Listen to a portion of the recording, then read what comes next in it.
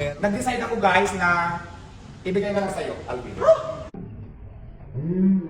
Nag-decide ako na kung mayroon ako bibigyan kasi nakatulong naman si Alvin sa akin, kay Alvin ko ibibigay. So, ito pa guys, mayroon pa akong mahalagang sasabihin sa inyo. Ito, ngayon ko lang din sasabihin, Alvin. Dito pa. Ay, meron pa? Ito, ngayon ko lang dito sasabihin. It's a prank!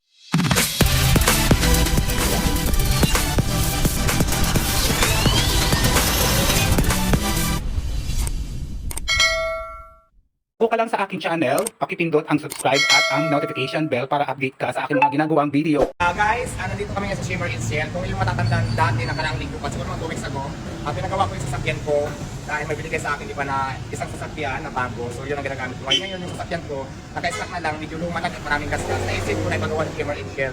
So ngayon, nandito tayo Shimmer Insel para kunin naman kasama ko si Alvin. So papakita ko na din sa inyo kung gaano maganda yung sasakyan ngayon. Alvin, ready ka naman makita yung sasakyan ko? Yes, ready So, na. tingnan muna natin gaano mas maganda. At saka sinabi ko naman sa kanina na ano, di ba? May mga pa-surprise ako sa inyo, pero basta, surprise. Pakita muna natin guys. So, ito po yung coating area nila guys. So, ito po yung coating area ng Shimmer Insel. So, ayan siya. Tapos yung luma kong sasakyan guys, ito na siya ngayon, gawa na siya. Parang siyang brand new. Kasi dati marami siyang gasgas.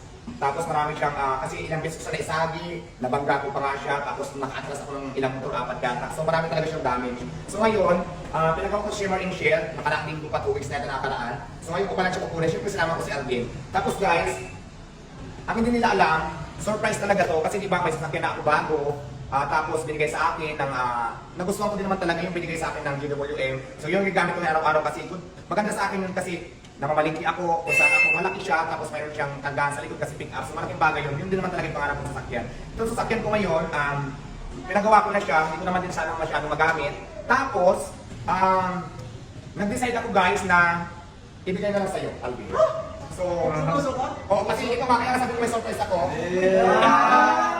Ito seryoso to. Ibibigay ko na to sa'yo kasi di ba, mag-isa lang din naman ako. Tapos ang una kasi na nason, papabayaan ko na siya, saka siyempre yung parkingan, tapos masisira lang. So, nag-decide ako na nagulat si Alvin dahil hindi niya alam na siyang napili ko para bigyan ito.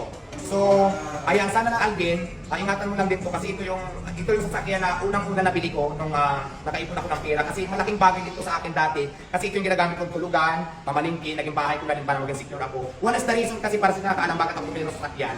Dahil, dati, pagkatapos magtinda, malayo yung bahay ko. From Quezon City ang bahay ko, tapos Pasay ako nag-business. Medyo malayo talaga. Saka pagod na ako ng mga araw na yun, hindi ko na kayang umuwi pa sa bahay kasi sobrang pagod na. Ngayon, bumili ako ng sasakyan kasi para maging safe yung gamit ko, maging safe ako, na walang mawawala. Kasi pagkatapos ko natin magtinda, natutulog na ako dyan sa gilid ng tindahan ko. So, kaya ako bumili ng sasakyan dahil para maging safe ako, para din sa sarili ko sa mga gamit ko. So ngayon, hindi ko na siya magagamit. Bibigay ko na to kay Alvin.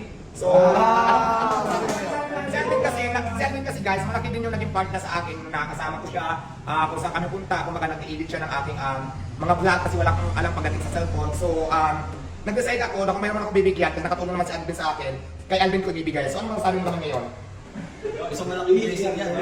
Isang malaking blessing na talagang makatanggap ka ng ganitong mga sasakyan. Diba? Parang isa sa patunay, no? Pinatunayan na yung mga sinasabi ng bayan na bibigyan daw sa sasakyan ni Diwata. Baka ito na nga. Hindi na ba yan? Pakita ko na natin. Pakita ko na natin ba ang sasakyan na. Alvin. Wow, galing. Ang maganda. Pakita ko na natin. Ito naman ni Alvin. Tapos guys, ito na yung sasakyan na, bago na siya, kaya wala akong gagawin dito, kundi i-drive na lang siya. Maayos na yan ang kondisyon ng makina. At